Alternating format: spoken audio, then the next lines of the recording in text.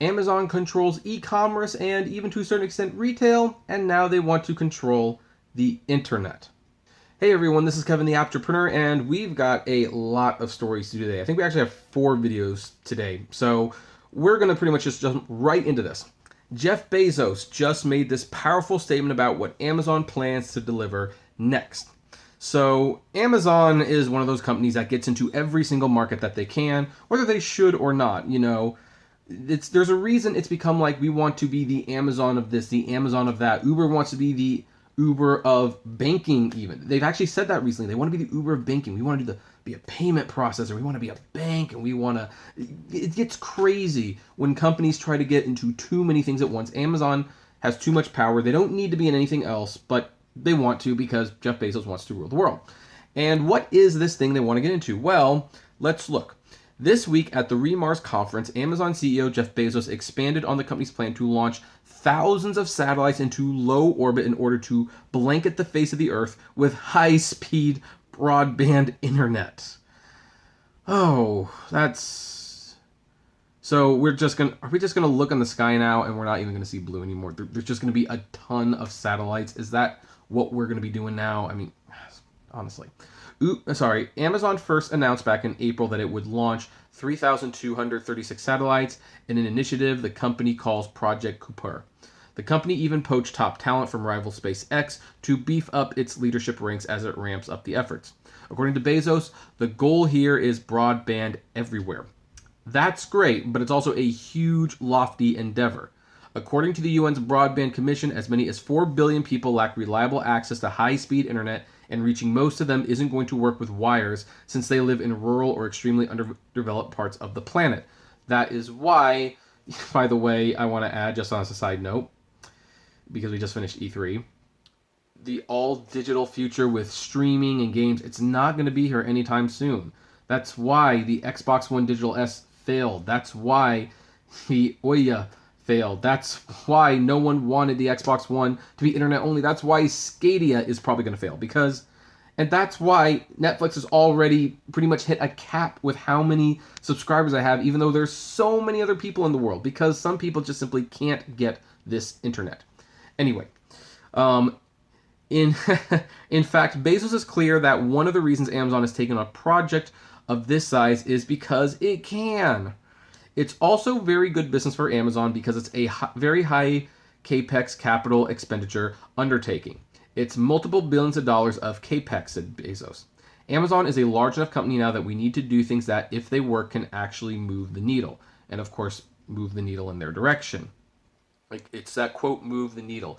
These comments suggest that Amazon isn't just doing this for goodwill, though the company could probably use some right now as it faces additional regulatory scrutiny along with the rest of the tech industry, which is going to be one of our other topics later on. In fact, I take it back. There's going to be 3 videos today. We're going to actually move that topic into this one. The larger your company gets, the harder it is to move the needle, as Bezos puts it. Investing a few $1 billion in exchange for more than doubling your potential customer base seems like it would probably count. But there's something even more interesting that Bezos said. Quote, I think you can see going forward that internet access to broadband is going to be very close to being a fundamental human need as we move forward, he told the audience of a fireside chat. Oh, yeah. That's why Amazon scares me. For this fundamental human need. And this is where this guy is sharing his opinion, the writer for Inc. this morning.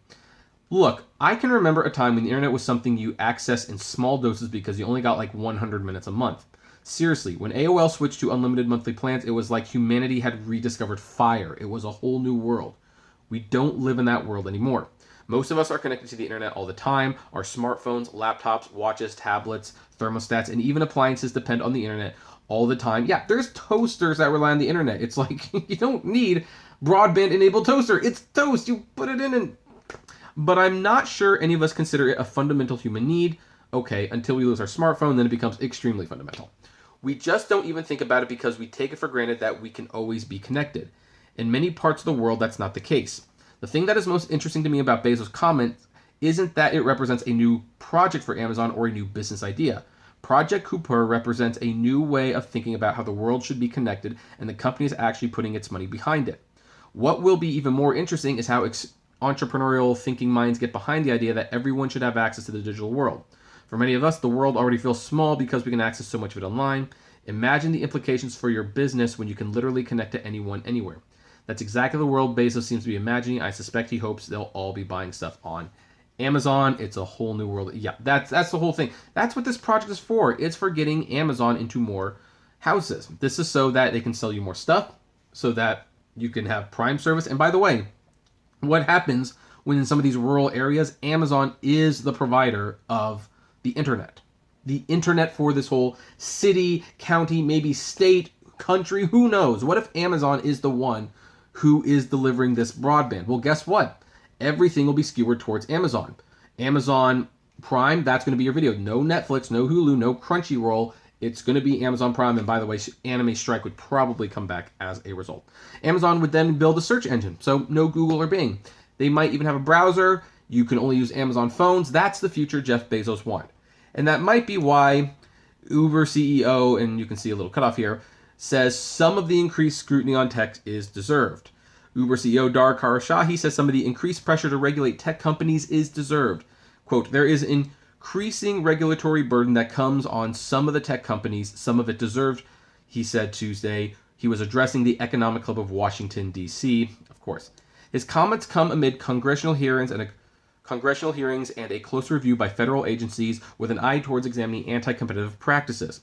For example, a House Judiciary Subcommittee on Antitrust Issues is holding a hearing Tuesday about online platforms and their role in stifling media competition.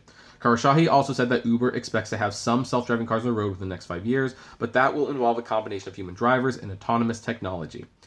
And so, anyway, this was just a throwaway comment, so in hindsight, that's kind of... It probably didn't deserve its own video. That's why it's being folded into this one at the last minute. Here's the thing. He's saying this because he knows the regulations are coming. He knows that the government's looking at antitrust. They're looking at the big tech companies. The companies will be broke up, by the way. And by the way, you can probably thank Disney for that, because once they bought Fox, a deal that should have never gone through, the first thing they started doing was closing companies and stifling competition. They started going to theaters like, hey, we want 95% of the box office intake, not 90. And if you don't give it to us, we won't give you Avengers or any other movies. Like, so people are definitely taking a closer look, and we are at the point where I think we are tired of these companies being too big. What he is doing is he is fending off. He's trying to deflect some of the criticism. It's kind of one of those things, like, by admitting we have problems, some of it's warranted. He's hoping they don't look at Uber as closely. And they won't look at Uber as closely at first, because Uber doesn't have a social platform. You know, but they definitely stifle drivers' wages. No, these are the people that Wall Street's going to be looking at, because this is scary. Bezos wants to give everyone in the world broadband internet. That sounds so great and nice, and oh, kumbaya. Everyone can stream Orange as the new Black Season 8 within a few years. By then, Stranger Things will probably be in its 6th and final season. We could do that. But again, what happens when Amazon starts pulling their data and they start finding the areas that only has Amazon broadband? Well, then everything can be skewed to exclusively be Amazon. You want to buy something online? It's got to be at Amazon. Want to watch something on a streaming service? It's going to be Amazon. Want to watch Lord of the Rings? Can't use Warner Media to watch the classic movies. However, you can watch Amazon's TV series on Amazon Prime. It's, brave new world. Brave new world. Truly, truly scary. Jeff Bezos can, he can get spam in his email. That's what I'll say. Anyway, what do you folks think about this? Do you agree with me? Do you agree that this is a scary proposition? Do you think Amazon should maybe not be growing anymore? Do you agree with the government regulations? I'd love to know. Comment below, like, favorite, share, subscribe. If you enjoy my videos, consider becoming a Patreon member. It's totally optional, of course, but even as little as $1 a month goes a long way to helping the channel run smoothly. You get access to my Patreon's exclusive blog. Also, if gas prices are getting you a little down, check out the Get Upside app below. It's totally free, but you get cash back on every gas purchase. And subscribe to the Apptrepreneur Vlogs channel. We've been doing some interesting stuff over there. And if you want to talk to me or other fellow entrepreneurs, because technically Bezos is an entrepreneur, well, so subscribe to us or check us out at the Apptrepreneur Hangouts on Facebook. And as always, flame responsibly. Have a good one.